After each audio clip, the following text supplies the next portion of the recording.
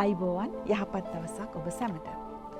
ජීවිතයේ මෙලව සැපත මෙන්ම ඔබ පරලොව සැපත පිළිබඳවත් යම් කිසි ගැඹුරකින් ජීවිත කාලය තුළදී යම් අවස්ථාවලදී ඒ පිළිබඳව හිතනවා, විඳිනවා, එහෙම නැත්නම් ඒ ළඟා කර ගැනීමට උත්සාහ කරනවා හැකි. නමුත් ඔබේ ජීවිතයේ සුව පහසුව පිළිබඳව ඔබට දැනෙන යහපත් හැඟීම බුදුදහම ඇසුරේ පවත්වා ගන්නේ කෙසේද?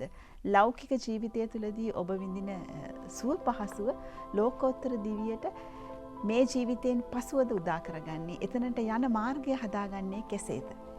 ඒ පිළිබඳව අද දවසේදී අපි කතා බහ කරන්න සූදානම් සුව පහසු දිවියයි බුදුදහමයි යන නිමිත්ත තේමා කරගෙන.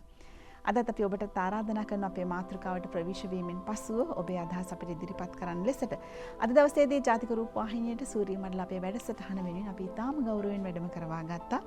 කැලණිය විශ්වවිද්‍යාලයේ පාලි හා බෞද්ධ අධ්‍යයන පශ්චාත් උපාධි ආයතනයේ මහාචාර්ය මිරිසත් විමල ඥාන ගෞරවනීය ස්වාමින් වහන්සේ ඔබ වහන්සේ අපේ වැඩසටහන වෙනුවෙන් පාද නමස්කාරයෙන් යුතුව මේ මොහොතේදී පිළිගන්න. අවසරයි අපේ ස්වාමින් වහන්සේ. සුව පහසු දිවිය කවුරුන්ද අකමැති?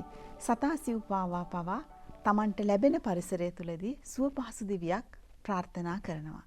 සුව පහසු දිවිය බුදුදහම තුළදී කැපයිද? ඒ අකපැයිද? ඒ පිළිබඳව මාතෘකාව මතක් කිරීමේදී ඔබට යම් කිසි විදිහේ අදහසක් සිතුවිල්ලක් ලැබෙන්නට ඇති.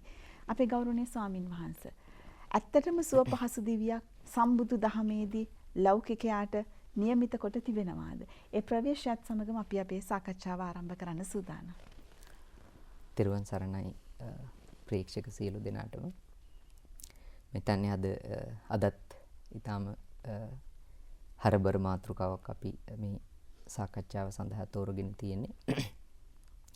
එතෙන්ම මේ සුවපහසු පිළිබඳව කතා කරන අවශ්‍යතාවය අද ගොඩක් වැඩි සිතාරා. ඒකට හේතුව තමයි මම හිතන්නේ අද ලෝකයේට සුවපහසු පිළිබඳව කතා කරන්න ලොකු උවමනාවක් තියෙනවා. ඒකට එක හේතුවක් තමයි පහුගිය මම හිතන්නේ අපි සතවර්ෂයක් විතර වගේ කාලයක් ගත්තොත් එහෙම අපි මානව සමාජය හරියට වෙනස් වුණා.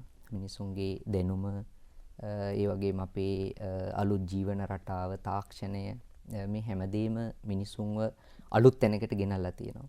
ඉතින් අද අපි ප්‍රබුද්ධ ලෝකයක ජීවත් වෙන්නේ, විද්‍යාත්මක ලෝකයක ජීවත් වෙන්නේ. හැබැයි අපිට පෙනෙනවා මානව සමාජයට වැදගත් එක දෙයක් අපිට අහිමි වෙලා තියෙනවා. ඒ තමයි සතුට. සමහර වෙලාවට සංහිඳියාව. එහෙම නැත්නම් ජීවිතේ සුව පහසුව. සතවර්ෂයකට වගේ කලින් සමහරලාට ඊට තවත් සතවර්ෂයක් වගේ එහාට ගියොත් මිනිස්සුන්ට තිබිච්ච මානසික සහනය අද අපිට නැති වුණ බව පෙනිලා තියෙනවා. ඉතින් ඒ නිසා මේක හරි වැදගත් කතා කරන එක. දෙවෙන්න දැන් අපි නිතරම සිහිපත් කරනවා වගේ මේ ගත කරන කාලේ ගොඩක් වැදගත්. අපිට ටිකක් අවිනිශ්චිතභාවයක් තියෙන කාලයක්.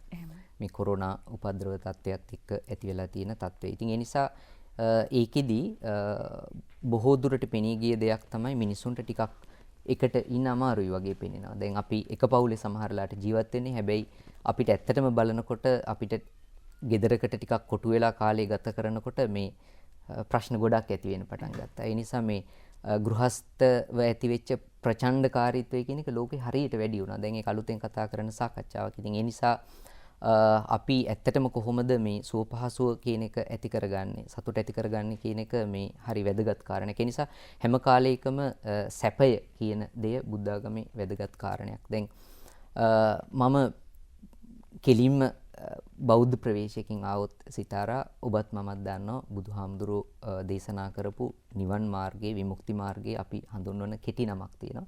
ආර්ය අෂ්ටාංගික මාර්ගය කියලා. ආර්ය අෂ්ටාංගික මාර්ගය හඳුන්වනකොට ද්වේධා විතක්ක කියන සූත්‍රයේ බුදුහාමුදුරුවෝ පාවිච්චි කරන පාඩයක් තියෙනවා. එහෙම නැත්නම් නිර්වචනයක් තියෙනවා. කේමෝ මග්ගෝ සෝවත්තිකෝ පීතිගමනීයෝ කෝ භික්ඛවේ අරියසේතං අට්ඨංගිකස්ස මග්ගස්ස අධිවචනං කියලා. ඒ කියන්නේ ආරෂ්ඨාංගික මාර්ගය කියලා කියන්නේ කේමෝ මග්ගෝ ආරක්ෂිත මාර්ගයක්. සෝවත්තිකෝ බොහොම මේ සුවදායි මාර්ගයක්. ඒ වගේම පීතිගමනීයෝ ප්‍රීතියෙන් යන්න ඕන මාර්ගයක්. ඉතින් ඒ නිසා කවුරු හරි ආරෂ්ඨාංගික මාර්ගය අනුගමනය කරන කෙනෙක්, එහෙම නැත්නම් බුදුහාමුදුරන්ගේ ධර්මයේ පිළිපදින කෙනෙක් අසතුටින් ඉන්නවනම් අපිට කල්පනා කරන්න තියෙන්නේ සිතාරා අපි හරියට බුදුහාමුදුරන්ගේ ඒ පණිවිඩය අනුගමනය කෙරෙන්නේ නැහැ එතනදී කියන එක තමයි අපිට කියන්න පුළුවන්කම තියෙන්නේ. ඉතින් ඒ නිසා මේ මට එක කරුණක් සඳහන් කරන්න මම කැමතියි මෙතනදී සිතාරා ලෝකයේ මේ සෙලිග්මාන් කියලා මහාචාර්යවරයෙක් ඇමරිකාවේ තියෙන බොහෝම ලෝක ප්‍රචලිත මනෝවිද්‍යා සංගමයක්. ඇමරිකානු මනෝවිද්‍යා සංගමය කියලා. සෙලිග්මාන් කියන මහාචාර්යවරයා එක කාලයක් ඔය සභාවේ සභාපතිවරයා වෙලා හිටියා. ඔහු කියනවා එක සාකච්ඡාවකදී මේ මනෝවිද්‍යාව කියන විෂය විද්‍යාත්මක විෂයක් හැටියට දියුණු වෙනකොට මේක ලෝකේ හරියට ව්‍යාප්ත වුණා. ඒ කාලේ මනෝවිද්‍යාව එච්චර මිනිසුන්ට මේ දැනුනේ නැහැ. නමුත් මේක විද්‍යාත්මක විෂයක් හැටියට මිනිස්සුන්ගේ ප්‍රශ්න සාකච්ඡා කරන වැදගත් විෂයක් විදියට ලෝකයේ 20 වෙනි සතවර්ෂයේ දැනෙන්න පටන් ගත්තාම මිනිස්සු අතර හරියට ප්‍රචලිත වුණා මේක. හැබැයි තව කාලයක් ගියාම ආපහු මේකට තිබුණ ජනප්‍රියභාවය නැති වුණා. සෙලිග්මාන් මහාචාර්යතුමා කියන්නේ ඒකට එක හේතුවක් තමයි මිනිස්සු මනෝවිද්‍යාඥයෝ වැඩිපුර කතා කරන්න පටන් ගත්තේ මිනිස්සුන්ගේ ප්‍රශ්නකාරී ජීවිතේ මානසික ප්‍රශ්න, ගැටලු, වියවුල් ඒවා පිළිබඳව. ඉතින් ඒ නිසා මේ ප්‍රශ්නම කතා කරන විද්‍යාව ගැන එච්චර අවධානයක් තිබුණේ නැහැ. ඒ නිසා මනෝවිද්‍යාව එච්චර ජනප්‍රිය වුණේ නැහැ කියලා. ඊට පස්සේ මේ අය කල්පනා කළා අපි මනෝවිද්‍යාව වෙනස් කරන්න ඕන. මනෝවිද්‍යාවේ දකින්න හොයන පැත්ත වෙනස් කරන්න ඕන කියලා. ඒ අය මනෝවිද්‍යාවට අලුත් ප්‍රවේශයක් ගෙනාවා. ඒ අය ගෙනාවා මිනිසුන්ගේ සතුට සහගත පැත්ත ගැන කතා කරන්න ඕන. මිනිසුන්ගේ දියුණුව පිළිබඳව කතා කරන්න ඕන. සුවසහනය පිළිබඳව කතා කරන්න ඕන. අභිවෘද්ධිය ඇති වෙන පැත්ත පිළිබඳව කතා කරන්න ඕන. එහෙම හිතලා මේ අය හිතුව කොහොමද අපි මේ ප්‍රවේශය ගන්නෙ? කොහොමද මේ අලුත් ඥානය ඇති කරන්නේ? කොහොමද මේ දැනුම ඇති කරන්නේ? ඊට පස්සේ එයා කල්පනා කළා ලෝකයේ හිටපු පැරණි ඍෂිවරයන්, ඥානවන්තයන්, බුද්ධිමතුන් කියපු කරපු දේවල් පිළිබඳව. ඉතින් සෙලිග්මාන් ඇත්තටම ප්‍රකාශ කරනවා ඔහුගේ ප්‍රධානතම මූලාශ්‍රය බුදුදහමයි කියලා. ඉතින් ලෝකේ තිබුණා එක කාලයක් සිතාරා මේ දුක ගැන කතා කරනවනි බුද්ධාගම. අපි ඒක පස්සේ කතා කරමු අපිට සාකච්ඡාවේදී.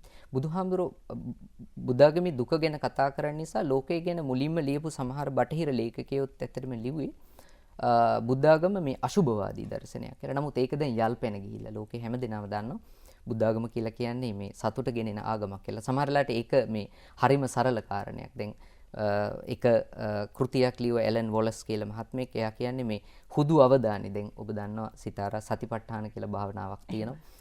අපි මේ ඊටාම හොඳින් දන්නවා සතර සතිපට්ඨාන භාවනාව. නමුත් සතර සතිපට්ඨාන භාවනාවෙන් හදාගත්ත යුරෝපයේ සමාජයට ගැලපෙන විදිහට මේ අපි කරන කාර්යයේ ඒ වෙලාවේ කාර්යය දිහා පොඩි අවධානයකින් බලා ඉන්න ගතියක්. ඒකට කියන්නේ attention කියලා. mindfulness කියලා සමහර වෙලාවට තියෙනවා. සතිය කියන එක. සතිය විශාල විප්ලවයක් කරනවා. ඒක අපි දන්නේ නැහැ. සතිය හුදු සතියේ පවත්වා ගැනීම තුලින්ම ඇතිවන මානසික ප්‍රබෝධයක් සහ දැනුවත් භාවයක් නිසා මුළු සංස්කෘතියක් වෙනස් කරන්න පුළුවන්. කෙනෙකුගේ මුළු ජීවිතේම වෙනස් කරන්න පුළුවන්. ඉතින් ඒ වගේ තත්වයක තමයි තියෙන්නේ සතුට පිළිබඳ බෞද්ධ කතාව. මම වෙන අදහසකට ටිකක් කියන්නම් සිතාරා මේ දැන් අපේ තියෙනවා මේ අපි කවුරුත් පිළිගන්නවා ලෝකේ සත්වයාගේ ආරම්භය සහ මේ පරිණාමය ගැන කතා කරන ප්‍රධාන සිද්ධාන්ත දෙකක් තියෙනවා ලෝකේ. ඒ තමයි චාල්ස් ඩාවින්ගේ පරිණාමවාදය. දෙවැන්න තමයි අපි මේ වානර ප්‍රජාවකින් මනුෂ්‍ය ප්‍රජාව බිහි වුණා කියන කාරණේ. දැන් ওই පළවෙනි කාරණේ ගැන ගොඩාක් විවාද මතවාද තියෙනවා. සමහර අය පිළිගන්නවා, සමහර අය පිළිගන්නේ නැහැ. නමුත් දෙවෙනි කාරණේ පොදුවේ ලෝකයේ සියලු දෙනාම පිළිගන්න කාරණයක්. ඒකට අද ගොඩක් විද්‍යාත්මක සාධකයක් තියෙනවා. මම කල්පනා කළේ ඇත්තටම මේ වානර ප්‍රජාව තුලින් මිනිසයා බිහි වෙනකොට උනේ මොකක්ද කියන එක. දැන් ලෝකයේ එක්තරා කාලයක මේ විශාල දේශගුණික විපර්යාසයක් වුණා.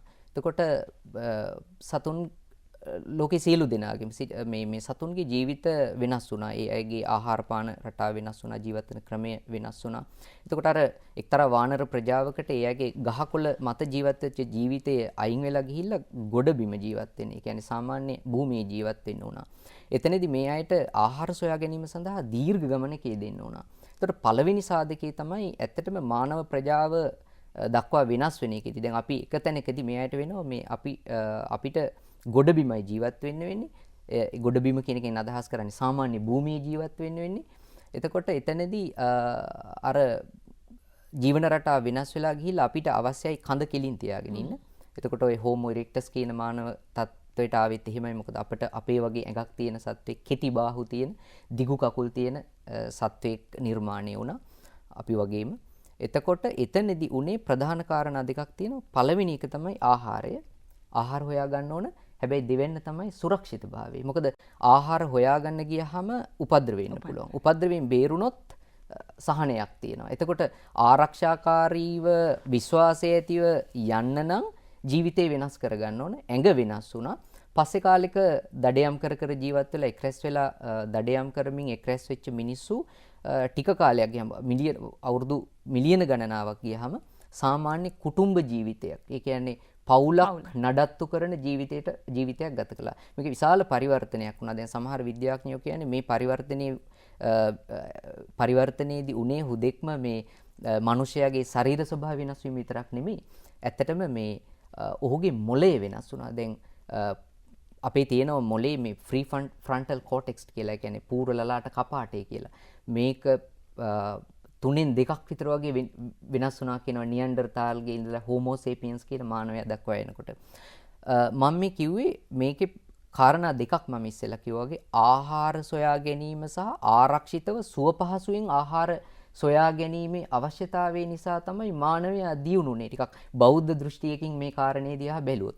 බුද්ධාගමේ ඔය වගේ විද්‍යාත්මක කතාවක් නැහැ. අපිට හැබැයි තියෙනවා සිතාරා අග්ගඤ්ඤ කියන සූත්‍රයේ ලෝකේ පරිණාමය පිළිබඳව කියපු එක්තරා කතා වස්තුවක්. මේක එක්තරා මේ අපේ පෘථිවි ග්‍රහ ලෝකයේ පිළිබඳව කියපු කතාවක් නෙමෙයි. මේ කතා වස්තුවේ තියෙන්නේ බුද්ධාගමේ තියෙන විශ්ව සංකල්පයක්. විශාල මේ ක්ෂීරපත නෙමෙයි. නමුත් ක්ෂීරපත වගේ අදහසක් එනෙන ලෝක ධාතු පිළිබඳ අදහසක් තියෙනවා. කොතනක හරි ලෝක ධාතුවක් එහෙම නැත්නම් ජීවීන්ට ඉන්න පුළුවන් තැනක් තියෙනවා නම් ඒවා ඇති වෙලා විනාශ වෙලා යන ස්වභාවය පිළිබඳ කතාවක් බුද්ධාගමේ තියෙනවා. එහෙම තැනකදී සත්වයෝ භූමියක යම් මිහිතලයක ජීවය ආරම්භ කරන කතා පුවතක් තමයි අග්ගඤ්ඤ සූත්‍රයේ මුලින්ම අපිට කියන්නේ. එතනත් අර විද්‍යාත්මක ප්‍රබන්ධේ නොඋනට සිතාරා එතන කියනවා ඊට වැදගත් කාරණයක්. ඔය ආභස්සර කියන බ්‍රහ්ම ලෝකයේ ඉඳලා මිහිතලයට ආපු සත්වයෝ ජීවිතේ වෙනස් කරන තීරණාත්මක සාධකයේ වෙන්නේ ආපහු ආහාරයම තමයි. මොකද අර රස පටවියේ තිබිච්ච මේ සුවඳ හමන ඒ මිහිතලේ අලුතෙන් නිර්මාණය වෙන මිහිතලයක තිබිච්ච සුවඳ හමන රස පටවිය දැක්කහම මනෝකායිකව මනෝමයම මේ ජීවත් වෙච්ච සත්වයන්ට ඇති වෙනවා තෘෂ්ණාවක්. එයා ඒ රස පටවිය අඟුලියා සායි කියලා. ඇත්තටම අඟුලියා සායි කියලා කිව්වට අපට වගේ මනෝමය සත්වයකට ඇඟිලි තිබුණයි කියලා කියන්න බෑ සිතාරා. ඒ මනෝමය ශරීරයේ තිබිච්ච එක්තරා ඇඟිලියයි කිව හැකි යම්කිසි ඉන්ද්‍රිය කොටසකින් ඔහු ඒක රස විඳා. රස විඳීමෙන් ඔහුට තෘෂ්ණාව පහළ වුණා. ආහාරය පිළිබඳ අදහස ඇති වුණා. ඊට පස්සේ පරිවර්තනයක් වුණා. ඒක මානව ජීවිතයේ දක්වාම අර කිව්වා වගේම කුටුම්බ ජීවිතයේ දක්වාම වෙනස් වෙනවා. මම කිව්වේ මේ කතාවේ තියෙන ආහාරය පිළිබඳ ප්‍රශ්නේ. දැන් එතකොට ආහාරය සහ සුවපහසුව ආහාරය සොයා ගැනීමේ අවශ්‍යතාවය. විශ්වාසයෙන් යුතුව ආහාරය සොයා ගැනීමේ අවශ්‍යතාවය කියන එක ජීවීන්ගේ ප්‍රාථමිකම අවශ්‍යතාවයක්. එතන ඉඳලා තමයි අනිත් අවශ්‍යතාව ටික වර්ධනය වෙන්නේ. ඒ නිසා බුදුහාමුදුරු දේශනා කළා සිතාරා සබ්බේ සත්තා ආහාරට්ටිතික. සියලුම සත්වයෝ ආහාරය මත තමයි යැපෙන්නේ. පළවෙනිම කාරණේ. ඒ කියන්නේ ඒකනාමකින් කියලා ප්‍රශ්නයක් අහනවා. සාමණේර ප්‍රශ්නය කියලා. සාමණේර ස්වාමීන් වහන්සේලාගේ අහන පළවෙනි ප්‍රශ්නේ තමයි ඒකනාමකින්. මොකක්ද පළවෙනි දේ? පළවෙනි කාරණේ ලෝකේ. ඒ තමයි සබ්බේ සත්තා ආහාරට්ටිතික. සියලු සත්වයෝ ජීවත් වෙන්නේ ආහාරයකින්. ඊළඟට දෙවෙනි කාරණයක් තියෙනවා. ඔබ කිව්වා වගේ සුවපහසුව ආරක්ෂාව. ඒ නිසා බුදුහාමුදුරෝ දේශනා කරනවා සුඛකාමානි භූතානි. ලෝකේ ප්‍රධානතම සත්වයන් සම්බන්ධයෙන් ඉතා වැදගත් දෙවෙනි කාරණේ තමයි සුඛකාමානි. සැපය කැමැති බව. සත්වයෝ සුඛකාමා සැපයට කැමැති, සුවපහසුවට කැමැති, දුක්ඛ පටික්කුල. දුක හැම වෙලාවෙම ප්‍රතික්ෂේප කරනවා. ඒ නිසා සැප පහසුව ගැන හොයන එක සිතාරා, ඒ ගැන උනන්දු වෙන එක පිළිබඳ බුද්ධාගමේ කිසිම අවිචාරක හැඟීමක් නැහැ. ඒ නිසා මිනිස්සු යම් සැපයකට කැමති නම්, සුවපහසුවකට කැමති නම් ඒක අපි බලන්න ඕන බොහොම සංවේදීව කියන එක තමයි බෞද්ධ ඉගැන්වීම. ඊටාම හොඳ පැහැදිලි කිරීමක්. යුග යුග පිළිබඳව සම්බුදු දහමේදී පහදා දුන්නු මේ සුව පහසුව ලෞකික ජීවිතයේ අද දක්වාම අපි විඳින සුව පහසුව පිළිබඳව ඔබ වහන්සේ ඉතාම හොඳින් අපිට පහදා දුන්නා. ඔබටත් අවස්ථාව තියෙනවා අප සමග සම්බන්ධ වෙන්න. අද අපේ නිමිත්ත සුව පහසුව සහ බුදුදහම 0112505016 අපේ මැදිරියේ දුරකථන අංකය. ඔබට අවස්ථාව තියෙනවා අපේ ගෞරවනීය ස්වාමින් වහන්සේ වෙත ඔබේ ප්‍රශ්න ගැටලු යොමු කරන්න. අපි ස්වාමින් වහන්සේ දැන් සුව පහසු දිවියක් ඇත්තටම කෙනෙකුට හිතෙන්නේ බුදුදහම මේ නිරාමිස සතුට වෙනුවෙන් දර්ශනයක් ලෙස සම්බුදුරජාණන් වහන්සේ ලෝකයට දේශනා කිරීමේදී හුදෙක් මේ සුව පහසු අපිට ප්‍රාර්ථනා කළ හැක්කේ මේ ජීවිතයෙන් පසුවද? එහෙම නැත්නම් මේ ජීවිතය තුළදී ලෞකික ජීවිතයේ අපි උපතේ සිට මරණය දක්වා යන ගමනේදී සුව පහසුව විඳින්න ප්‍රායෝගික ලෙස සම්බුදු දර්ශනය ඇතුළත් කර ගැනීමෙන් ලැබෙන සතුට නිරාමිස සතුට යන ගමනට කොයි වගේ අත්උදව්වක්ද එකතු කරන්නේ කියන කාරණය පිළිබඳවත් අපි පහදා ගත්තොත්. ඔව් සිතාරා දැන් මම හිතන්නේ මිනිසුන්ට අවශ්‍ය වන මේ සතුට අර්ථවත් සතුට කියන එක ගත්තොත් එහෙම කෙනෙකුට එකපාරම හිතෙන දෙයක් තමයි දැන් අපිට අවශ්‍ය වටින සතුට වඩා වැදගත් සතුට අර්ථවත් සතුට මොකක්ද කියලා කෙනෙක් ප්‍රශ්න කළොත් එහෙම සමහර වෙලාවට අපිට එන අදහස තමයි බුදුහාමුදුරන්ගේ ධර්මයේ තියෙන මේ විමුක්තිය අපිට උගන්වන්නේ මේ සියලු කෙලෙසුන් නසා සියලු දුක් දොම්නස් ඉවත් කරලා අපි නිර්වාණය අවබෝධ කර ගැනීම කියන එක තමයි අපිට උගන්වලා තියෙන උත්කෘෂ්ඨතම සුවසහනය සතුට සියල්ල අතහැරීම. නමුත් අපි කල්පනා කරන්න ඕනේ සමහර වෙලාවට අපිට අමතක වෙනවා ඊට මෙහායින් තියෙන මේ අර්ථවත් ජීවිතයක් සතුටක් ගැනත් බුදුහාමුදුරුවෝ කතා කරලා තියෙනවා කියන එක සිතාරා. දැන් ටිකක් සරලව මේක පැහැදිලි කරන්න ගියොත් එහෙම දැන් හරි ලේසියෙම තියෙනවා මේ ගිහි සුඛ පබ්බජිත සුඛ කියලා සැප දෙකක් ගැන. දැන් ඒක අපේ සංස්කෘතියෙන් තේරුම් ගන්න හරිම ලේසියි. මොකද අපි භික්ෂුන් වහන්සේලා දකිනවා ගිහියෝ දකිනවා මේ දෙපාර්ශ්වයේ. එතකොට ගිහියන්ගේ සැප වෙනයි යෝන් කාමභෝගී ජීවිත ගත කරන අය, දරු මල්ලෝ හදන අය, අඹදරුවන් පෝෂණය කරන අය, පරණ සූත්‍රවල තියෙන්නේ පුත්ත සම්බාධ සයන දරුවන්ගේ දූ දරුවන්ගේ ප්‍රශ්නත් එක්ක තමයි අපි ජීවත් වෙන්නේ. ඊළඟට මේ කසී සලු ඒ වගේම මේ සුවඳ විලවුන් ආදී පරිහරණය කරන අපි කියලා අපේ සූත්‍ර ධර්ම වල තියෙන. ඉතින් ඒක ඒ ගිහියන්ගේ ජීවිතේ. පැවිද්දන්ගේ ජීවිතය ඊට වඩා වෙනස් ජීවිතයක්, කුටුම්බ සංරක්ෂණයක් නැහැ. උන්වහන්සේලා ආගමික අරමුණෙහි නිමග්න වෙ ඉන්න පිරිසක්. අනිත් පැත්තෙන් ගත්තාම අපි තියෙනවා මේ ලෞකික සැප සහ ලෝකෝත්තර සැප කියලා. එතකොට ලෞකික සැප සහ ලෝකෝත්තර සැපත් දිගුල්ලන්ටම අයිති. භික්ෂුන් වහන්සේලාටත් ඒක විඳින්න පුළුවන් සිතාරා. ඒ වගේම ගිහියන්ටත් විඳින්න පුළුවන්. දැන් අපිට උනත් හොඳ ආරාමයක් තියෙනවා නම්, හොඳට දානමාන ලැබෙනවා නම්, පහසුකම් තියෙනවා නම් ඒක ලෞකික සැපයක්. මොකද අපි එතන විඳින්නේ ලෞකික දෙයක් නිසා. ඊළඟට ලෝකෝත්තර වශයෙන් ලැබෙන දේ අපිට අපි දන්නවා අපේ ආගමේ කියන විදිහට ධානය තුලින්, සමාපatti තුලින්, නිර්වාණය අවබෝධය තුලින් ලැබෙන සාමිෂයි කියලා කියනවා. අපි ඔය පංචින්ද්‍රියන්ට ලැබෙන සතුට අපි කියන්නේ සාමිෂයි කියලා. ඒ කියන්නේ ආමිෂ කියලා කියන්නේ මේ ඉන්ද්‍රියයන් වලට අදාළව ලැබෙනකොට අපි කියනවා ඒක සාමිෂ කියලා. ආමිෂ කියලා කියන්නේ ඉන්ද්‍රියන් සතපවන හෝ කැමැති හෝ අකමැති වෙන්න පුළුවන්. නමුත් ඉන්ද්‍රියන් සම්බන්ධ ඒකට අපි කියන්නේ සාමිෂ කියලා. නිරාමිෂ කියලා කියන්නේ ඇත්තටම අභ්‍යන්තරිකව ලබන සතුටක්. දැන් ධානයේකදී අපි පංචකාම සම්පත් වලින් ඒ කියන්නේ ඉන්ද්‍රියන්ගෙන් ලබන අරමුණු වලින්ම නෙමෙයි නිග්‍රහණය කරගන්නේ. ඊට වඩා එහා අපිට යන්න පුළුවන්. නිර්වාණය ඉන්ද්‍රියානුභූතියක් නෙමෙයි. ඒක සම්පූර්ණයෙන්ම අලෞකිකයි. එතනදී සංස්කාර ධර්ම ඇත්තෙම නැහැ නිර්වාණාභූතියදී නිර්වාණය පිළිබඳ අත්දැකීමේදී. ඉතින් එතකොට මේ ලෞකික සැපේ, ලෝකෝත්තර සැපේ, නිරාමිෂ සැපේ පිළිබඳව සාකච්ඡා කරනවා. දැන් මම මෙතනදී අපි සාමාන්‍යයෙන් මේ ලෞකික සාමාන්‍ය ජීවිතයේ සතුට දැන් අපිට ටිකක් පැහැදිලි සිතාරා. දැන් මේ ලෞකිකව තියෙන සැපේ සහ ලෝකෝත්තරව අපි උගන්වන සැපේ කියන එක හරි පැහැදිලිවම දෙකම අර්ථවත් සැපේ කියන හැටියට බාර ගන්න ඕන. මේක පිළිබඳ කිසිම ගැටලුවක් නැහැ. ඒ නිසා කවුරු හරි මේ සාමාන්‍ය ජීවිතයේදී ලැබෙන සතුටත් සතුටක්. ඒ සතුට අපිට හඳුන්වන්න පුළුවන් ටිකක් මේ අපේ ජීවිතයේ තියෙන පුරුෂාර්ථ කියලා. අපේ ජීවිතයේ තියෙන පුරුෂාර්ථ. දැන් ලෝකේ ඔය පුරුෂාර්ථ කියන ඒවා හඳුන්වන කාලෙන් කාලයට නොයෙක් වචන ගෙනාවා. දැන් ටිකක් අර දේශපාලනික මුහුණුවරකින් ඔය යුරෝපයේ සමාජයේ පිළිබඳව දෘෂ්ටියකින් ඒ සමාජයේ වෙනස් වෙච්ච හැටි ගැන කතා කරන මිනිස්සු මේ පුරුෂාර්ථ ගැන කතා කළේ කියන්නේ මේ ලෞකික ජීවිතයේ සතුට ලැබෙන ආකාර පිළිබඳව කතා කළේ වචන තුනකින්. ඒ අය කතා කළේ මේ ධනයේ බලය සහ ලිංගිකත්වය කියලා වචනේ. දැන් මිනිස්සුන්ට ධනෙ තියෙනවා නම් හරි සතුටු. ඉතින් අදත් අපිට මේක දැනෙන කාරණයක් නේ. දෙවෙනි තමයි හොඳින් ඉන්න නම් සමාජයේ එක්තරා විදිහක අපිට බලයක් තියෙන්න ඕන. සමාජ බලය කියන එක තියෙන්න ඕන. කිසියම් සමාජ ශක්තියක් ගොඩනගාගත්ත කෙනෙක් ඕන. සමාජය පිළිගත්ත කෙනෙක් වෙන්න ඕන. දේශපාලන බලයක් තියෙන්න ඕන. තුන්වෙනි තමයි ලිංගිකත්වය. දැන් ඔය අදහස පස්සේ වෙනස් වුණා. මේක ටික හරි රළු අදහසක්. හැබැයි දේශපාලන විද්‍යාවේ තාමත් එහෙම කතා කරනවා. නමුත් මිනිස්සු වඩා ශිෂ්ට සම්පන්න වෙනකොට මිනිසුන්ගේ සම්බන්ධතා පිළිබඳව කල්පනා කරනකොට මානසික ලෝකයේ පිළිබඳව කල්පනා කරනකොට අර සමහර අය ඒ නිර්වචනීන්ට කැමති වුණේ නැහැ. ඒගොල්ලෝ කිව්වා ඊට වඩා වෙනස් මිනිස්සුන්ගේ සතුට හතර වැදේරුම් කියලා ආවා. විශේෂයෙන්ම මනෝවිද්‍යාවේ සමාජ විද්‍යාව වගේ විෂයවල අධ්‍යාපන විද්‍යාව වගේ අධ්‍යාපනයේ සම්බන්ධ විශේෂඥයෝ පොදු නෑ සියලු දෙනාගේ මතේ. නමුත් ඒ අය කිව්වා ඊට වඩා ටිකක් මේක පුළුල් කරලා ගන්න ඕන මේ සංකල්පය. ඒ නිසා ඒ අය කිව්වා සතුට කියන එක හතර ආකාරයෙන් දකින්න පුළුවන්. ඒගොල්ලෝ කිව්වේ මේක සුවසහනී වෙල්බීන් කියලා අදහසක් ආවේ.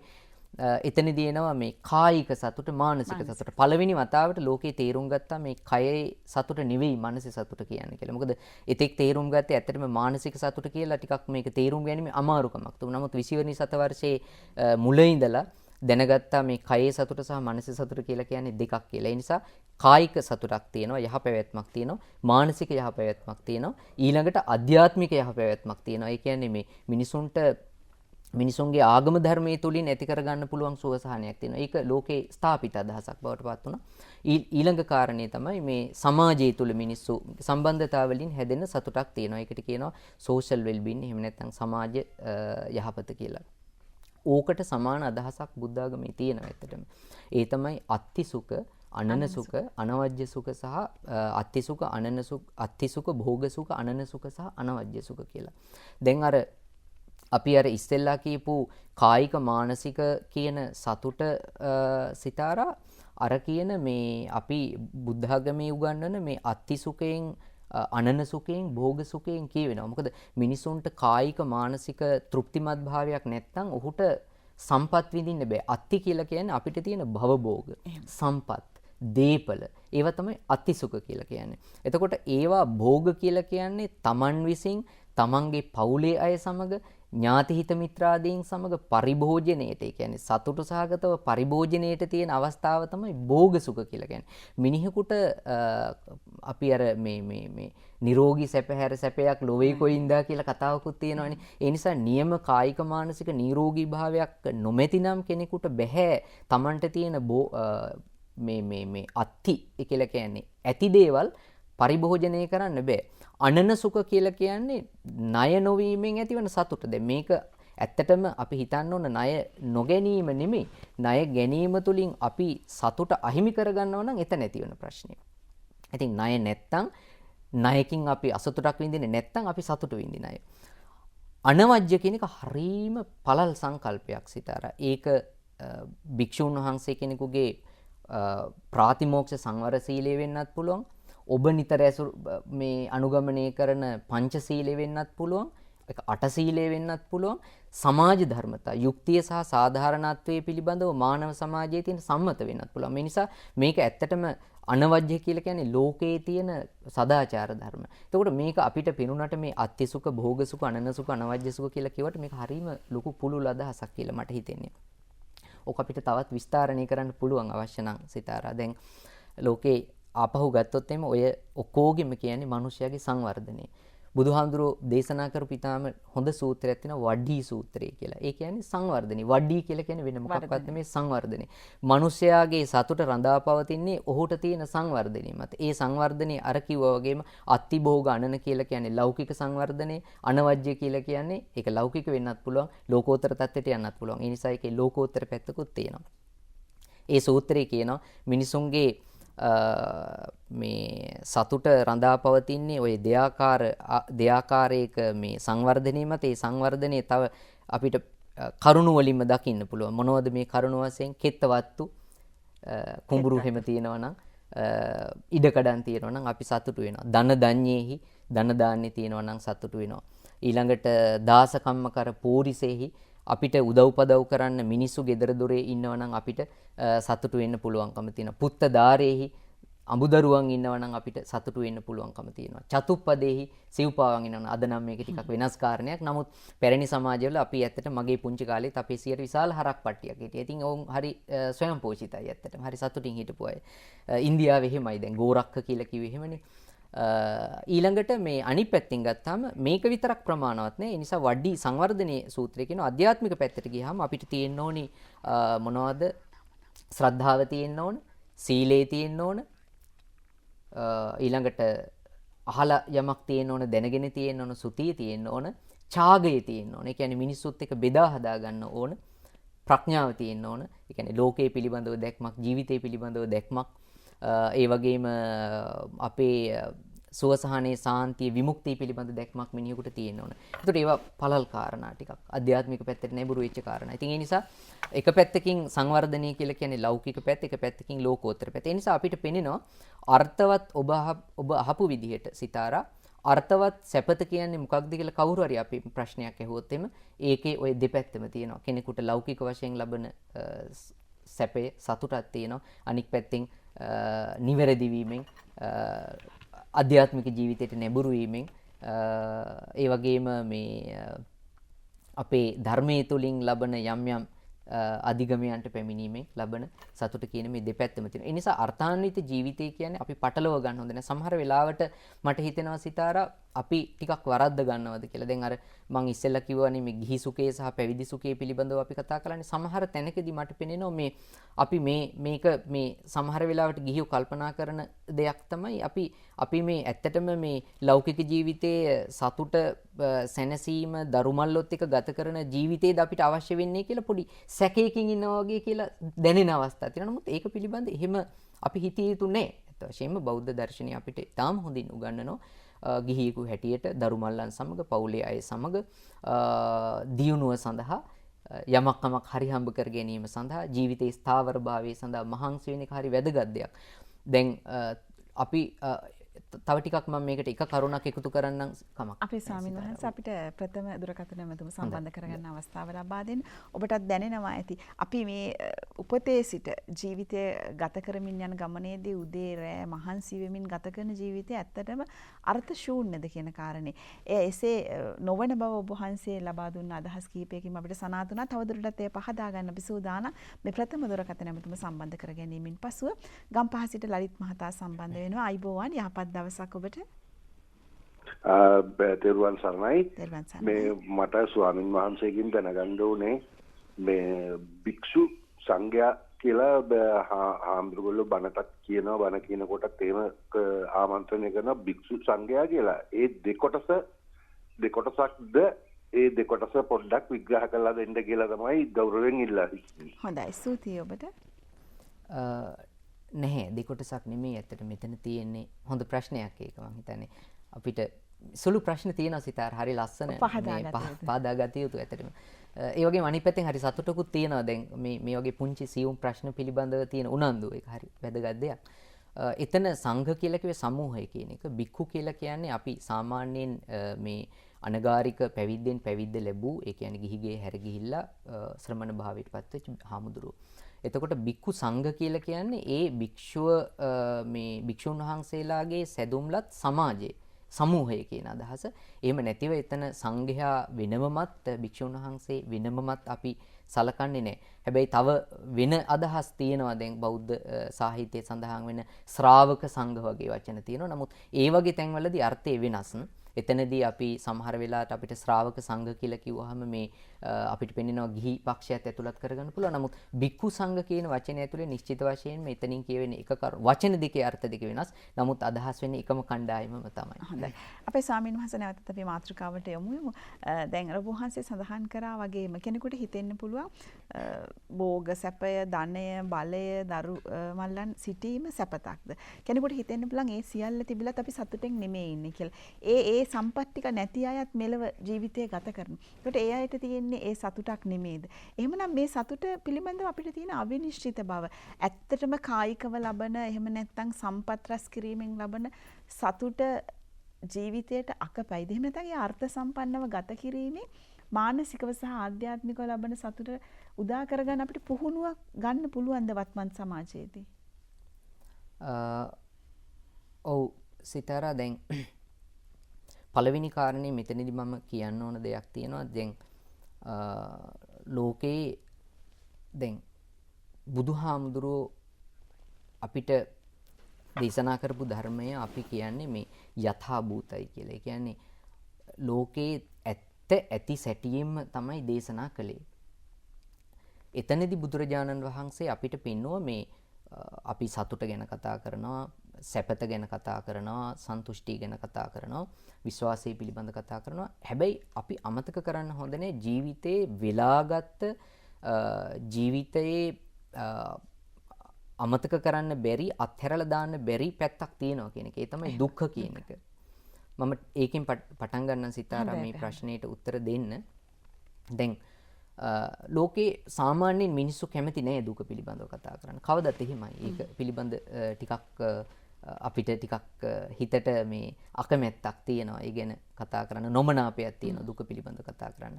දැන් සමහර ලෝකේ සංවර්ධනය දියුණුව පිළිබඳ කතා කරපු මේ සමහර ප්‍රඥයොත් ඇත්තටම ටිකක් දුක අමතක කරලා සැප ගැන කතා කරන්න කැමති උනේ. දැන් එක ලෝකේ අදහසක් මම කියන්නම් සිතාරා ඔබට, මේ අද මිනිස්සු දියුණු වෙවිය යුත්තේ කොහොමද කියලා කතා කරන සමහර ඥානවන්තයින් ගෙනෙන අදහසක් තියෙනවා.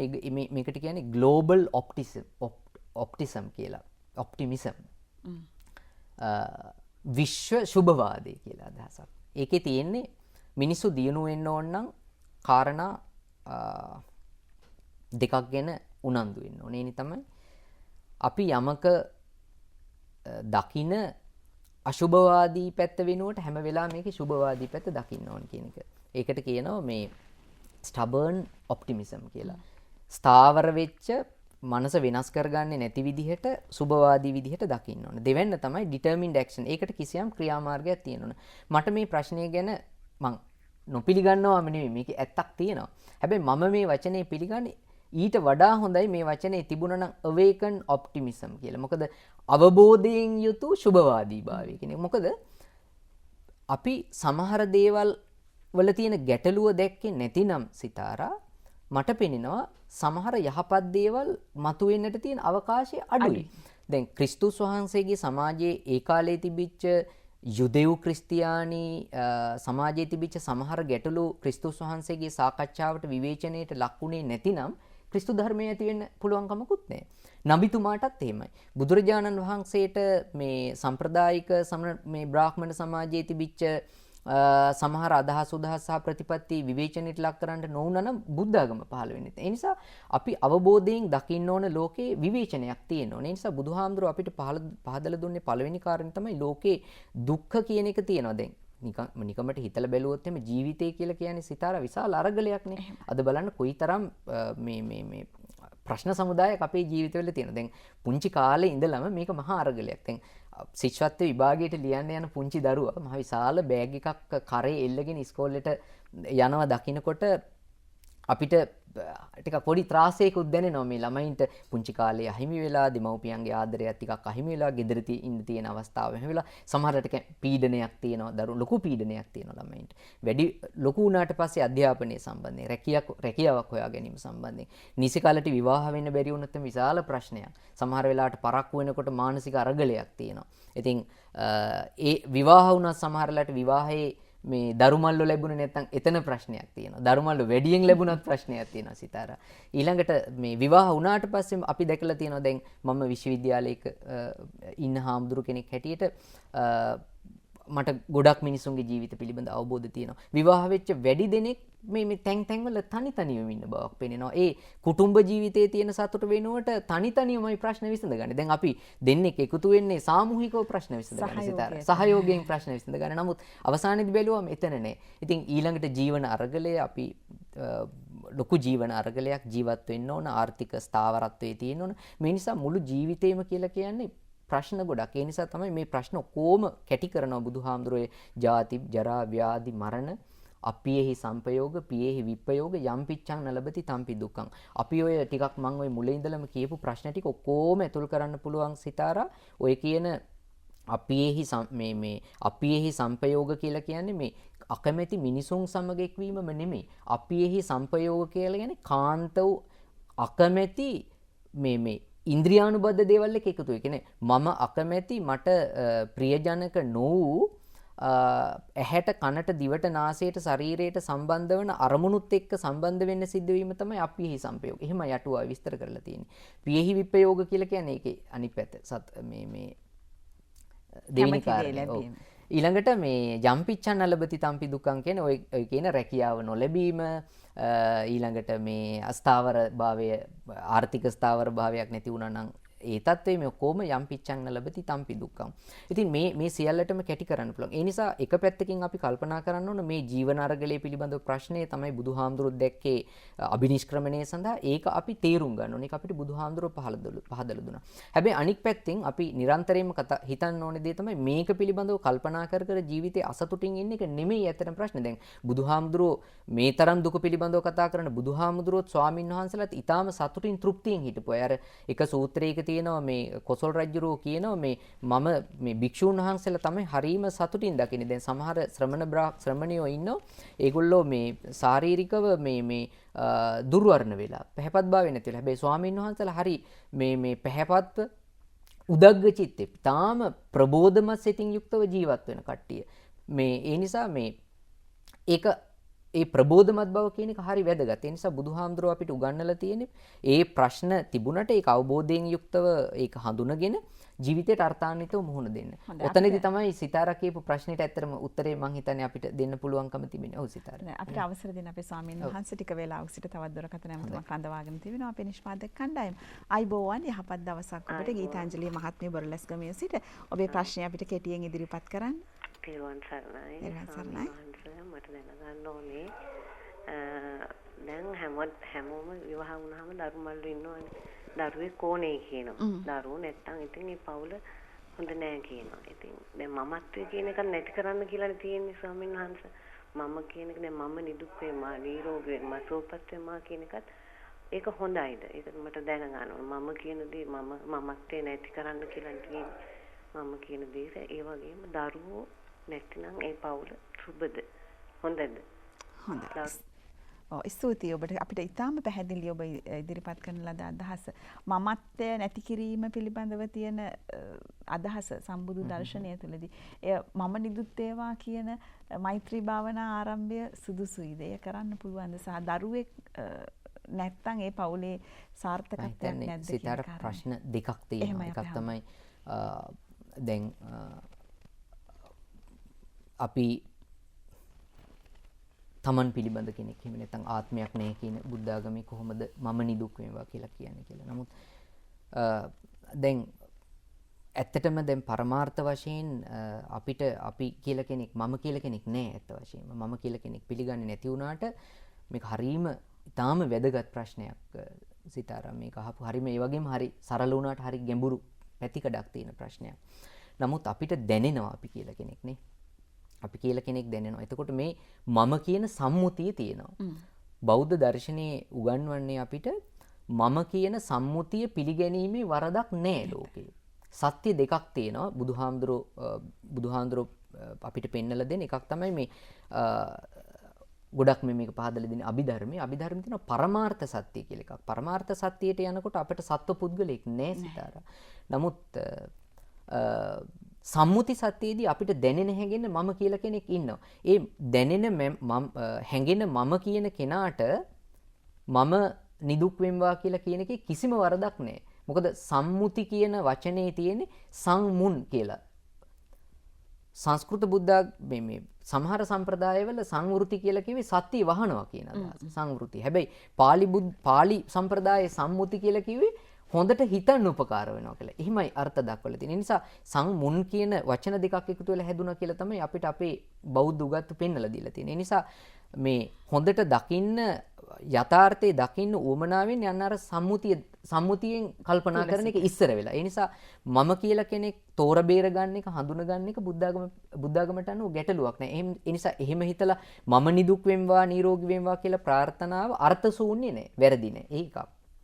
දෙවෙනි ප්‍රශ්නේ තමයි මං හිතන්නේ එතුමිය අහපු දරුවන් පිළිබඳ ප්‍රශ්නය. ඒකත් අර වගේම තමයි මං හිතන්නේ අර මුල් ප්‍රශ්නෙටම සම්බන්ධයක් තියෙනවා. මොකද දැන් සමහර දේවල් තියෙනවා සිතාරා ඒවයි ආශ්‍රව තියෙනවා පාපයක් වෙන්නේ නැහැ. සංකීර්ණ තැනක්. දැන් ආශ්‍රව කියලා කියන්නේ ලෞකික ලෝකයට බැඳෙන සුළු බවක් තියෙනවා. ආශ්‍රව කියලා කියන්නේ. නමුත් ඒකෙන් ජනනය වන පාපයක් නැහැ. හැබැයි පුංචි දැන් ඒ ආශ්‍රවයන් නිසා අපි භවයේ හැදෙනවා. දික් වෙනවා. බැඳීම නිසා. දැන් බුදුහාමුදුරෝ දේශනා කරනවා පුත්තාවත්තු මනුස්සානම්. සාමාන්‍ය මනුස්සයන්ට පුත්තා කියලා කියන්නේ මේ පුතු විතරක් නෙමෙයි දුවඩු සහ පුතුව කොහොම හරි ලස්සන වචනයක් අනිත් එක සිතාරයි. මොකද දෙගොල්ලම එකතු කරලා කිව්වේ මේ ලිංග ભેදය සැලකුවේ නෑ. මේ සමාජ ලිංග භාවය වෙනස් කරලා සැලකුවේ නෑ. එතනදී බුදුහාමුදුරු පුත්තා කියලා කිව්වේ දෙගොල්ලන්ට. එතකොට පුත්තා වත්තු මනුස්සානම් මිනිසුන්ට දරුවෝ කියලා කියන්නේ කෙලින්ම සම්පතක්. ඒක වස්තුවක්. ඉතින් බුදුහාමුදුරු එහෙම කිව්වේ මේකේ තියෙන වටිනාකම දැනගෙනනේ. හැබැයි එතන අපි මතක තියාගන්න ඕන පුංචි ආශ්‍රවයක් තියෙනවා. ඒ කියන්නේ බැඳීමක් තියෙනවානේ. අම්මලා තාත්තලාට දරුවෝ කියලා කියන්නේ මුළු ජීවිත කාලෙම බන්ධනයක් ඇතන. බුදුහාමුදුරුත් කිව්වේ රාහුලෝ ජාතෝ බන්ධනං ජන. මොකද දරුවෙක් ඉපදෙනකොට මහ විශාල සංසාරික භවයේ පුරුදු කරපු ශික්ෂණයක් ඇති පුද්ගලයෙකුට උනත් බැඳීමක් ඇති වෙනවා. ඒක විශාල බන්ධනයක්. ඒ නිසා මේ බැඳීම තියෙනවා, ආශ්‍රවයක් තියෙනවා, සසරට බැඳීම සම්බන්ධයක් ඇති කරනවා. අපේ මේ ජීවිතයේ ඉදිරියට මේ ඊළඟ භවයේ සකස් වෙන එක හේතුවක් වෙනවත් පුළුවන්. හැබැයි ඒක පාපයක් නෙවෙයි. ඒක නරකකුත් නෙවෙයි. ඒක නරකක් නෙමෙයි. ඇත්තටම කරුණාව මෛත්‍රී පෙරදැරිව දරුවන් ලබාගෙන ඔවුන්ට සලකනවා කියලා කියන්නේ භවයට අපි විශාල මේ යහපත් භාවයන් සමුදායක් අපි ජනනය කරනවා කියන එකයි. ඒක සාමිනහස එතුමිය විමසුවා දැන් දරුවෙක් නෑ කියන එක සම්පතක් අහිවිවීමේදීත් ඒක එතන පවුලක් නිර්මාණය වෙන්නේ නැද්ද කියන කාරණේ. ඒක සැපතක් නෙමෙයිද කියලා වෙන්නේ තිය විමසන්නේ. ඔව් දැන් ඇත්තටම මෙහිමයි දැන් දරුවෝ ඉන්න එක සැපතක් නම් දරුවෝ නැති එක එක්තරා විදිහක කෙනෙකුට කියන්න පුළුවන් ඒක සැපතක් අහිමිවීමක් කියලා. හැබැයි ඒක බලපාන්නේ සිතාරා Taman ජීවිතය පිළිබඳ දකින්න. ඒක පාපයක් නෙමෙයිනේ. දැන් කෙනෙකුට දැන් සමහර අපි දැකලා තියෙනවා සමහර විවාහපත් වෙච්ච අයට දරුවෝ නැහැ. ඉතින් හැබැයි ඒ අය ඒක පිළිබඳ පශ්චාත්තාප වෙන්නෙත් නැහැ.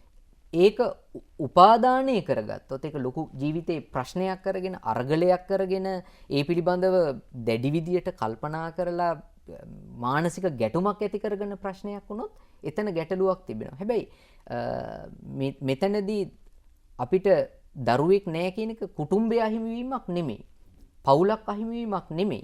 හැබැයි ඒක කිසියම් විදිහක දරුවෝ බලාපොරොත්තු වෙන කෙනෙකුට එක්තරා සම්පතක් අහිමිවීමක් කියලා කියන්න පුළුවන්. මොකද දරුවෝ සම්පතක් නම් සම්පතක් අපිට දරු සම්පත නැහැ. හැබැයි ඒක පාපයක් හරි නරකක් හරි නෙමෙයි. ප්‍රශ්නයක් වෙන්නේ මේ ප්‍රශ්නේ අපි කිසියම් මේ සාර්ථක විදිහට විසඳගත්තා. දැන් මම දන්න මහත්මයෙක් ඉන්නවා. එතුමාට දරුවෝ හිටියේ නේ. එතුමා තමන්ගේ ඥාති පුත්‍රයෙක් තමන්ගේ දරුවා විදිහට බොහෝ අය මේක කරනවා. සමහර අය වෙනම පවුලකින් දරුවෙක් ඥාති නොවන අපි නොදන්න පවුලකින් දරුවෙක් අරන් හදා ගන්නවා දරුවෙක් හැටියට. ඊටාම සුලභයි. ඉතින් මේ විදිහට මේ ප්‍රශ්නේ විසඳ ගන්නවා. එතන ගැටලුවක් තියෙන්නේ මං හිතන්නේ මේ ප්‍රශ්නේ අපි ප්‍රශ්නයක් කරගන්න. අපේ ස්වාමීන් වහන්සේ දැන් මේ උපාදානයක් ඇති කර ගනිමින්ම තමයි අපිට ජීවිතය ගෙවන්න වෙන. ඔබ වහන්සේ සඳහන් කරා පුංචි දරුවෙක් පාසල් ජීවිතය ආරම්භ කිරීමේ සිට ජීවිතය අවසන් වෙන දවසක් තෙක්ම අපි සැප සොයමින් ඒ සැප වෙනුවෙන් දුක් විඳිනවා. ඒක අර්ථ ශූන්‍ය විදියට දැකීම සුදුසු නෑ. නමුත් මේ ලෞකික ජීවිතය තුළ ඉඳීමේදී අපිට ඒ විඳින්න සිද්ධ වෙනවා කියන කාරණේ. ඒ පුහුණු වීම අපිට ඇත්තටම නැත්තේ මේ කාරණේද? මේ ජීවිතේ සතුට සොයමින් යන්නේ. හැබැයි අපි වත්මන් සමාජය තුළ වැඩිපුරම සුව පහසුව වෙනුවෙන් කරන කැපකිරීම වලදී හරීම අපි දුක් සහගත ලෙසම තමයි ගත කරන්නේ. ජීවිතයේ සැනසීමක් නැහැ, තෘප්තියක් නැහැ. හැබැයි යන ගමන යන්නේ අපි සැපතක් සොයාගෙන. මේ පුහුණු කිරීම වෙනස් කරගන්න. ඒ යන සැපතට විඳින ගමන, යන මාර්ගය සැපතින් සතුටෙන් යන්න පුළුවන් නම් අපිට. ඔව් දැන් එක පැත්තකින් කල්පනා කරලා බලනකොට මේ සිතාරා දැන් මේ පරිශ්‍රමය කියන එක ජීවිතේ අවශ්‍ය දෙයක් ඇත්තටම. දැන් කෙනෙකුට මම කිව්වොත් එහෙම අපිට මේ දුක් විඳින්න අවශ්‍ය නැහැ, මේකට වෙහෙසක් දරන්න ඕනි නෑ කියලා කිව්වොත් එහෙම අපිට ටිකක් කෙනෙකුට හිතෙන්න පුළුවන් මේක මේ වෙහෙස අපි අතාරින්න ඕන එකක් කියලා එහෙම හිතෙන්න පුළුවන්. දැන් මම එහෙම කියන්නේ හේතුවක් ඇතිව සිතාරා දැන් අපිට බෞද්ධ දර්ශනය උගන්වනවා ජීවිතයේ සාර්ථකත්වය ගැන කතා කරනකොට මේ ඒකට මිනිසෙන්ට පසුබිම සැකසෙන අවස්ථා 4ක් පිළිබඳව කතා කරනවා.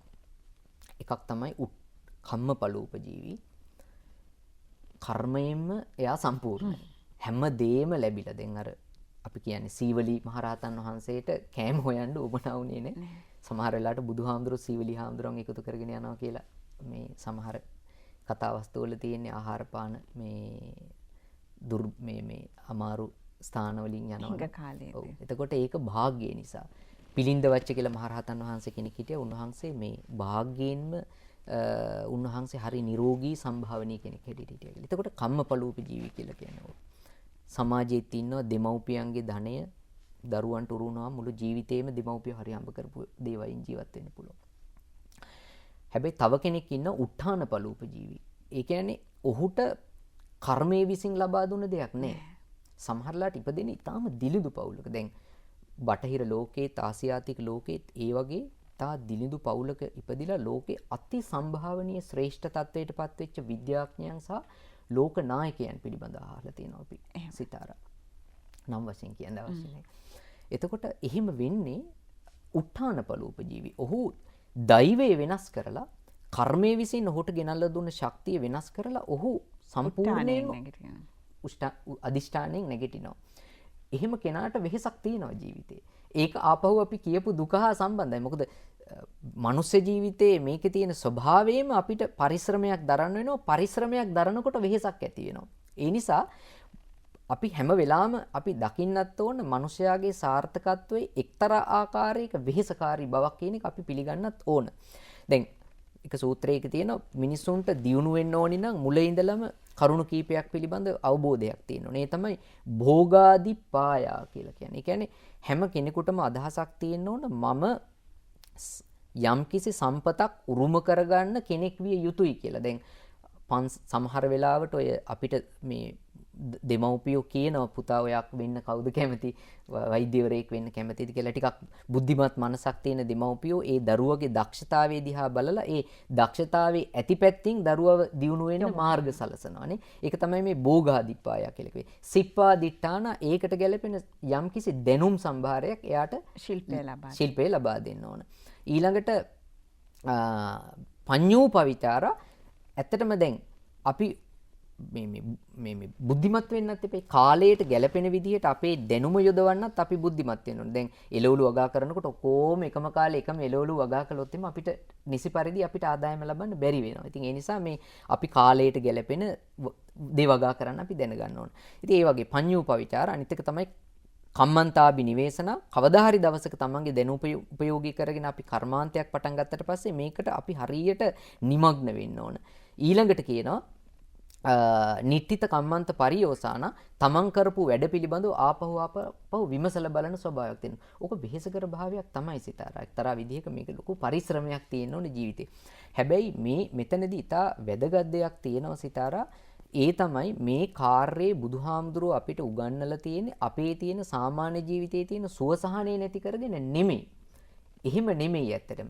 මිනිස්සු මේක ප්‍රශ්නේ වෙන්නේ අද ලෝකේ මිනිස්සයව ගෙනල්ලා තියෙන්නේ අපි මේ දරන පරිශ්‍රමයේ ਸਰව සම්පූර්ණ වශයෙන්ම මේ මානසික ආතතියක් ඇති වෙන විදිහට තමයි අපි මේකේ නිමග්න වෙන්නේ. නමුත් බුදුහාමුදුරුව අපිට උගන්වලා තියෙන්නේ මේ පිළිබඳව හරියට සතියෙන් යුක්තව අවබෝධයෙන් යුක්තව මේ ජීවිතයේ ජයග්‍රහණයට යන මාර්ගය තමයි අපට පෙන්වලා දීලා තියෙන්නේ. ඉතින් එතනදී තමයි අපිට මේ බෞද්ධ දර්ශනය අහිමි වෙලා තියෙන තැනත් අපිට මේ රෝග වැඩි වෙලා අපේ තියෙන මානසික සහනේ නැති වෙලා තියෙන්නේ මෙන්න මෙතන නිසා. ඉතින් සිතාරා මට කියන්න ඕනකම තියෙන්නේ ඇත්තටම අපි අපේ තියෙන සංස්කෘතික හරපද්ධතීන් සමුදායක් තියෙනවා.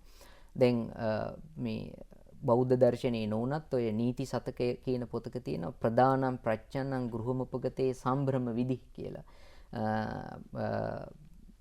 මේ ඒ කියන්නේ ප්‍රදානං ප්‍රච්ඡන්නං කියලා කියන්නේ පළවෙනියටම පටන් ගන්නෙ මේ ප්‍රදාන කියලා කියන්නේ දීම.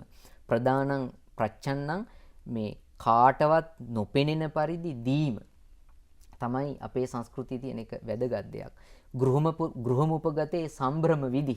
ඒ කියන්නේ ගෙදරට ආපු කෙනාට හොඳට සලකන්න පුළුවන් ප්‍රබෝධමත් මනසකින් සලකන්න පුළුවන් සැකැස්මක් අපිට තියෙන්න ඕන. ඊළඟට කියනවා මේ කතා නොකලත් කමක් නැහැ. කතා නොකලත් කමක් නැහැ. මේ හරියට මේ ප්‍රියමනාප භාවයෙන් ප්‍රියං කෘත්වා මෞනං කෙනෙක් එක කතා නොකලත් කමක් නැහැ සිතාරා. හැබැයි බොහොම ප්‍රිය භාවයෙන් යුක්තව ඉන්න ඕනි. ඊළඟට සදසිකතන කවුරු හරි උපකාරයක් කළා නම් ඒ කරපු උපකාරය ප්‍රසිද්ධිය කියන්න ඕන. තමන් කරපු හොඳ දේ අපි නොකියුවට කමක් නැහැ. මම කාට හරි දුන්නා නම් ඉගෙන ගන්න උදව් කළා නම් එහෙම නැත්නම් වෙනත් විදිහක මේ පරාර්ථචර්යාවක යෙදුණා නම් ඒක නොකියුවට කමක් නැහැ. දැන් ක්‍රිස්තු ධර්මයේ තියෙන්නේ දකුණ දෙන දේ වමත නොදන්නේ.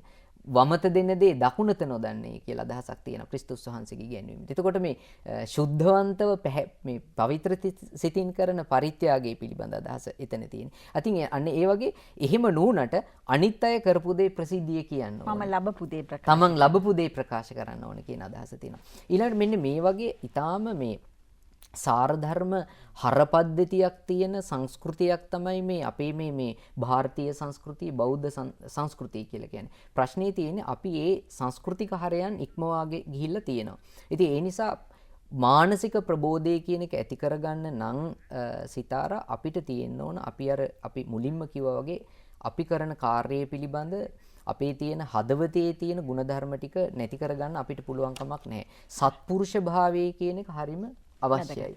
මානසිකව වශයෙන් දැන් මම මෙතනදී අපි එකතු කරගන්නම් අපි අර සංවර්ධනය පිළිබඳව කිව්වනේ සිතාරා. සංවර්ධනය පිළිබඳව කියනකොට අපිට දක්වලා තියෙනවා මේ ලෞකික සංවර්ධනය සහ ලෝකෝත්තර සංවර්ධනය කියලා. දැන් ටිකක් ඔයින් එහාට ගියොත් බලන්න සිතාරා මේ අපිට උගන්වන මේ මිත්තාන් මේ මංගල සූත්‍රයේ දිහා බලන්න. මංගල සූත්‍රයේ සම්පූර්ණයෙන්ම අපිට දේශනා කරලා තියෙන්නේ මිනිසුන්ගේ සුවසහනය සැලසෙන විදිහට පෞද්ගලිකව සහ සමාජයේ ජීවත් වෙන විදිහ. සිගාලෝවාද සූත්‍රයේ අපිට බුදුහාමුදුරෝ දේශනා කරලා තියෙන්නේ සමාජයක් තුල ඉන්න පුද්ගලයෙකු හැටියට කොහොමද සමාජයේ අනිත් එක පැත්තකින් අම්මලා තාත්තලා ඉන්නවා, තව පැත්තකින් අපේ ගුරුවරු ඉන්නවා, දූ දරුවෝ ඉන්නවා, මේ තමන්ගේ සේවකයෝ ඉන්නවා. මේ විවිධාකාර විදිහට ජීවිතයට සම්බන්ධ වෙන්න මිනිසුත් එක්ක සාමයෙන් ඉන්න විදිහ තමයි සිගාලෝවාද සූත්‍රය උගන්වලා තියෙන්නේ. ඊළඟට මේ මිත්තානිසංස කියලා සූත්‍රයක් තියෙනවා. ඒ සූත්‍රේ නිතරම තියෙන්නේ යෝ මිත්තානං නදූපති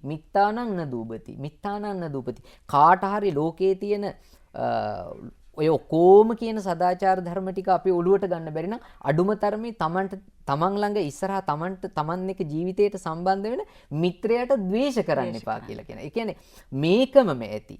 දූෂිත නොවූ මනසකින් මිතුරන් සමග කටයුතු කිරීමම මිනිස්සුන්ව ප්‍රබෝධමත් කරන ඉගැන්වීමක් කියලා තමයි මේ සූත්‍රය උගන්වන්නේ. අපේ ස්වාමීන් වහන්සේ අපිට තියෙන අපේ වැඩසටහන අවසන් කරන විනාඩි 3ක් වගේ කෙටි කාලයක්.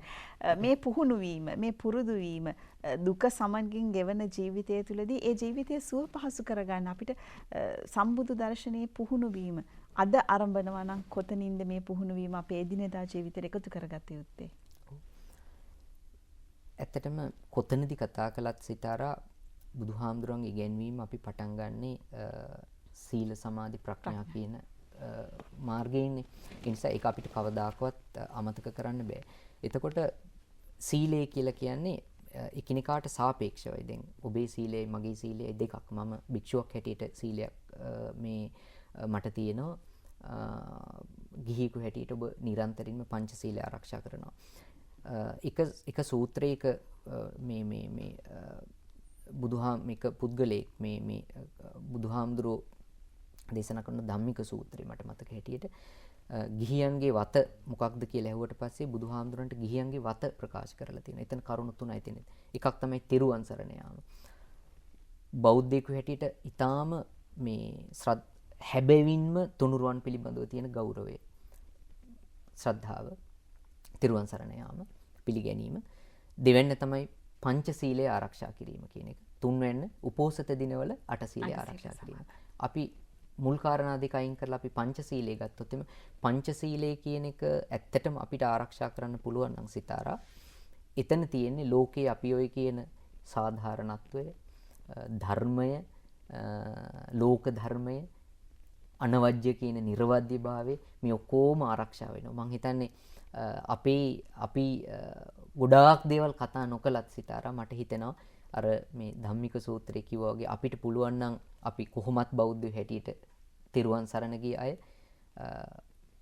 උපෝසත දිනවලදී බහුතරයක් දෙනාත් කරනවා. නමුත් අපේ පංචශීලයේ කියන ප්‍රතිපත්තිය මං හිතන්නේ අපි ආරක්ෂා කරනවා නම් අපි ගොඩක් දෙනෙකුට මං හිතන්නේ සුවසහනය සැලසෙනවා කියන එකයි මගේ අදහස.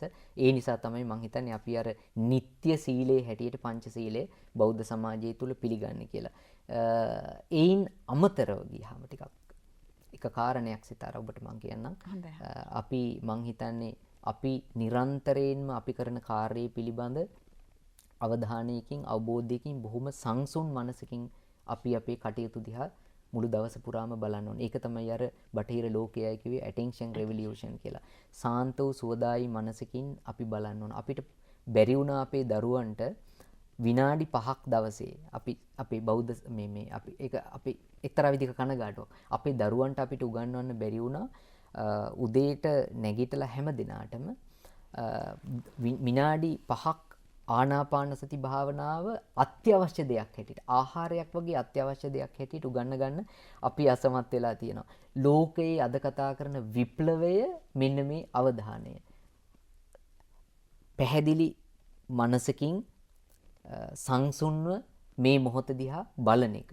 ඒක විශාල ප්‍රබෝධයක්, ජීවිතයේ විප්ලවයක් කියලා උගන්වලා තියෙනවා. හොඳයි.